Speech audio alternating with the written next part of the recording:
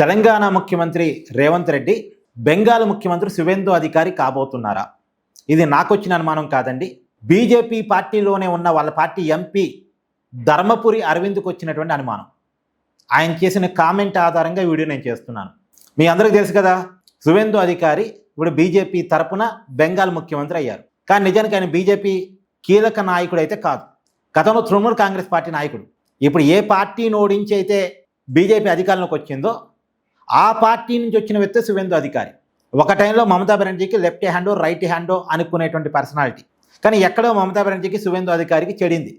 ఎక్కడ చెడు ఉంటుందంటే, మమతా బెనర్జీ తన మేనల్లుడికి ప్రయారిటీ పెంచినప్పుడు శువెందు అధికారికి కొంత అసంతృప్తి వచ్చి ఉంటుంది. ఆ అసంతృప్తిని బీజేపీ ఎన్క్యాచ్ చేసుకొని బీజేపీలోకి అతన్ని లాగి అతని నాయకుడిగా బీజేపీలో మార్చింది. శువెందు అధికారి బీజేపీలోకి వచ్చిన తర్వాత బీజేపీ అమాంతం బెంగాల్లో పెరిగింది. ఆ రిజల్ట్ 2021 ఎన్నికల్లో మనం క్లియర్గా చూడొచ్చు. అంతకుముందు 3 సీట్లు బీజేపీ 77 సీట్లకు పెరిగింది.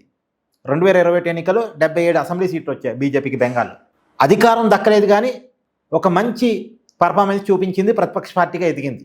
ఏకంగా మమతా బెనర్జీని ఎమ్మెల్యేగా నందిగ్రామ్లో ఓడించారు శువెందు అధికారి 2021 ఎన్నికల్లో. ఈసారి మళ్ళా ఓడించారు ఎమ్మెల్యేగా. మమతా నిజవర్గం మారినా సరే భవానీపూర్లో మమతా పోటీ చేస్తే, భవానీపూర్లో కూడా రీసెంట్గా జరిగిన ఎన్నికల్లో మమతా బెనర్జీని ఎమ్మెల్యేగా ఓడించారు. అంటే మమతా అధికారాన్ని లాక్కోవటమే కాదు, మమతాని ఎమ్మెల్యేగా కూడా లేకుండా చేశారు శువెందు అధికారి. ఒకప్పటి మమతా రైట్ హ్యాండో లెఫ్ట్ హ్యాండో. సో శువెందు అధికారి తృణమూల్ కాంగ్రెస్లో ఎదిగి బీజేపీలోకి వచ్చి తన పర్ఫార్మెన్స్ ద్వారా మమతాని అధికారం నుంచి దించేసి బీజేపీని అధికారంలో తీసుకొచ్చి బీజేపీ పార్టీ తరఫున ముఖ్యమంత్రి అయ్యారు. నిజానికి తృణమూల్ కాంగ్రెస్లో ఉంటే శువెందు అధికారి ముఖ్యమంత్రి కాడుగా. ఎప్పటికీ ఆ పార్టీలో మమతానే అధ్యక్షురాలు, మమతానే ముఖ్యమంత్రి. ఆ పార్టీ అధికారంలో ఉన్నంతకాలం మమతానే ముఖ్యమంత్రి. ఇప్పుడు అక్కడ సీఎం వచ్చేది కాదు, బీజేపీలోకి వచ్చాడు, సీఎం అయ్యాడు. అది అక్కడ సరిపోయింది. ఇక రేవంత్ రెడ్డి ఆల్రెడీ కాంగ్రెస్లో సీఎం, బీజేపీలోకి వస్తే ఏమిస్తారు? ఆల్రెడీ సీఎం రేవంత్ రెడ్డి కాంగ్రెస్లో ఎదిగాడు, సీఎం అయ్యాడు. నిజానికి రేవంత్ రెడ్డి గతంలో బీజేపీలోకి కూడా పోదాం అనుకున్నాడు. కానీ అతను పెట్టినటువంటి కండిషన్ అప్పుడు బీజేపీ ఒప్పుకోలే, తెలంగాణ బీజేపీ ఒప్పుకోలే. పార్టీ మొత్తాన్ని నేను చెప్పినట్టే ఉంచాలి, నాకు కీలకమైన పదవి ఇవ్వాలి, ఏదో డిమాండ్లు పెట్టాడు. దానికి అప్పుడు బీజేపీ ఒప్పుకోలేదు. తర్వాత కాంగ్రెస్లోకి వెళ్ళాడు, కాంగ్రెస్ నుంచి బాగానే ఎదిగాడు. కాంగ్రెస్ పార్టీని అధికారంలో తీసుకురావడంలో కూడా రేవంత్ రెడ్డి కీలకమైన మనిషి, నో డౌట్. దీంట్లో కాంగ్రెస్ని అధికారంలో తీసుకొచ్చిన కరడుగట్టిన కాంగ్రెస్ వాదైతే కాదు రేవంత్ రెడ్డి. ఏదో టీడీపీలో గతంలో అసలు టీఆర్ఎస్ నుంచి రాజకీయ ప్రస్థానం స్టార్ట్ అయ్యి టీడీపీలో రాజకీయంగా ఎదిగి తర్వాత కాంగ్రెస్లోకి వచ్చి కాంగ్రెస్ని అధికారంలో తీసుకొచ్చి కాంగ్రెస్ తరపున ఇవాళ ముఖ్యమంత్రి అయ్యారు రేవంత్ రెడ్డి.